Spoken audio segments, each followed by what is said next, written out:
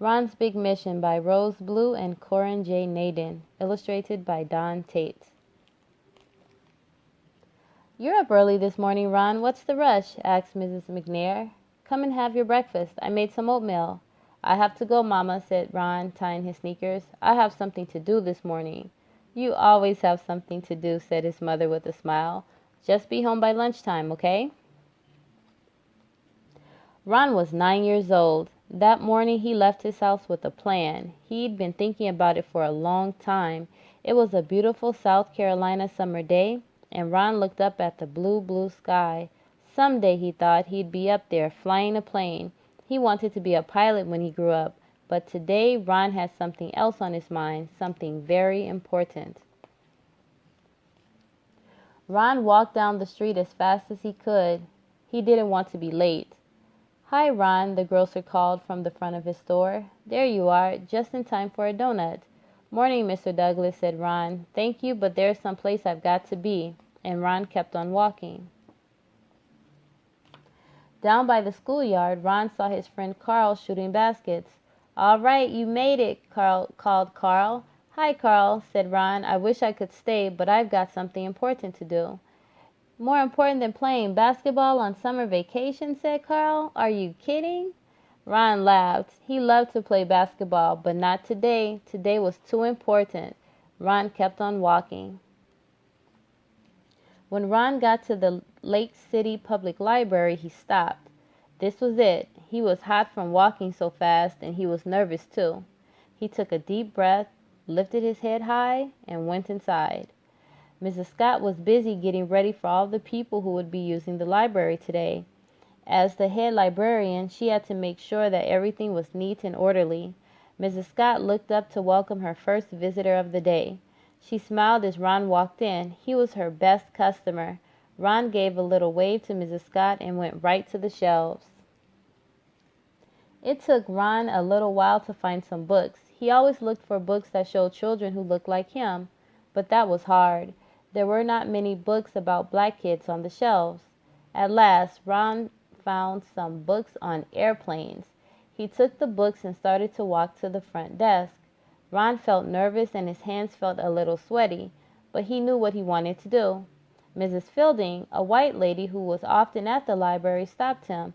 "You can give me the books and I'll check them out for you, Ron," she said gently. "No thanks, Mrs. Fielding," Ron said. "I'm going to do it all by myself." "But Ron," she started to say. Ron was already on his way to the front desk. He put the books on the counter. "I'd like to check these out, please," said Ron. The desk clerk didn't look at him. Didn't she hear me? Ron wondered. Ron knew what he had to do. He jumped up on the counter. He wanted the desk clerk to know he was serious. "I'd like to check out these books," he said quietly. At first the desk clerk and Mrs. Scott just looked at each other. You know you can't check out books, Ron," said Mrs. Scott. "You can read them here. That's the rule. Only white people can check out books from the library." Ron looked at Mrs. Scott and the desk clerk politely, but he would not budge. "I always read them here. Today I want to check them out," said Ron. Mrs. Scott and the desk clerk did not know what to do.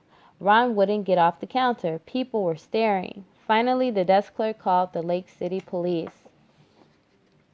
2 policemen came right over.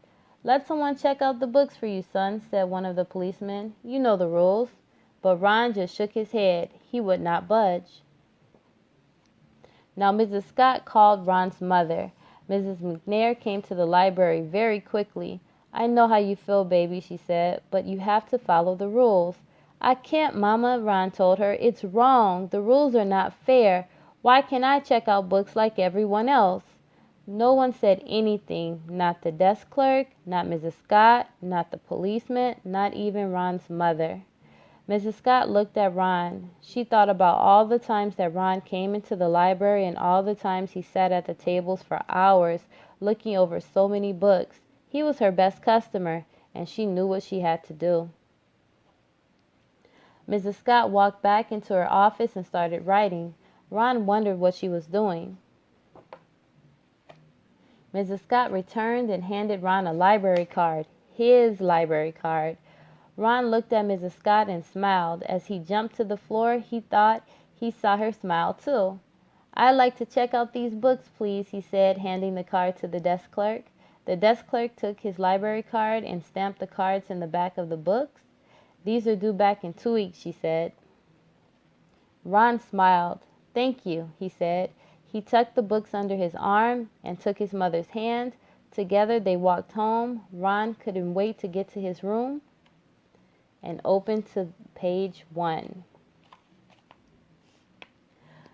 The boy who was Ron McNair grew into a man who flew planes just like he dreamed he would do. He became an astronaut. Today, everyone in Lake City remembers him. They remember him every time they walk into the library. The red brick building on 234 Main Street is a special place.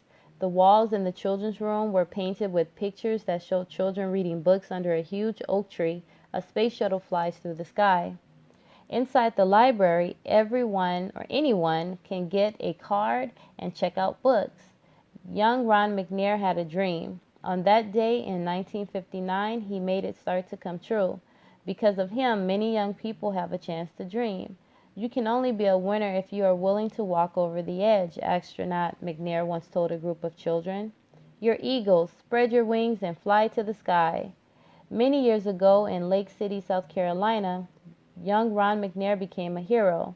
Years later, in 1986, astronaut Ron McNair was once again a hero. He lost his life when the space shuttle Challenger exploded on January 28, with the loss of the entire crew. The Lake City Public Library is dedicated to astronaut McNair. This story is a fictionalized account of a real incident in Ron McNair's life. There are several versions of this story. This version comes from interviews with Ron's mother, the late Mrs. McNair, and Gloria Wilson, administrative assistant to the Director of Library Systems in Florence County, South Carolina, and Gloria Tisdale of the Lake City School District. We thank them for their help in reconstructing this inspirational story.